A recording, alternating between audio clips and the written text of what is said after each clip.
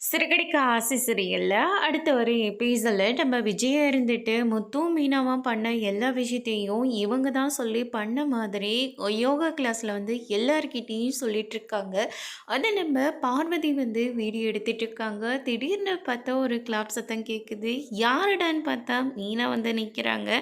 மீனாவை பார்த்த உடனே விஜயாவும் பார்வதியும் பயங்கரமாக வந்து ஷாக் ஆகுறாங்க. நல்லா மாட்டிக்கோ விஜயா, முத்துவும் மீனாவும் பண்ணுற எல்லாத்தையும் நீ பண்ண மாதிரி இப்படி எல்லாத்தையும் நீ எடுத்துக்கிறல்ல, சரியான நேரத்துக்கு தான் மீனாவை இங்கே வந்திருக்கா, அந்த கடவுளாக பார்த்து தான் மீனாவை இங்கே அனுப்பி விட்டுருக்கணும் அப்படின்னு சொல்லிட்டு நம்ம பார்வதி ஒரு பக்கம் நினச்சிட்டு இருக்காங்க. அதுக்கு அடுத்ததாக கிறிஷன்ற ஒரு பையனை பற்றி தானே இவங்க பேசிகிட்டு இருந்தாங்க.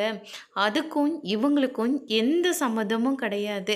முத்து இவங்க ரெண்டாவது பையனை பற்றி முதல்ல இவங்களே அவரை மதிக்கிறதே கிடையாது. கேட்டால் ரவுடி பையன் சொல்லுவாங்க, அதுக்கு அடுத்ததாக குடிகாரன்னு சொல்லுவாங்க. பெத்த தாயை தம் பிள்ளைய சிறுவர் சிறுத்தத்துக்கு அனுப்பினாலும் இவங்க எப்படி மற்றவங்க பிள்ளைய காப்பாற்ற முடியும் அப்படின்ற மாதிரி நம்ம மீனா வந்து சொல்லிடுறாங்க. இதை கேட்டோன்னா அங்கே இருக்கிற எல்லாருமே வந்து ஷாக் ஆகுறாங்க. என்னம்மா சொல்கிற?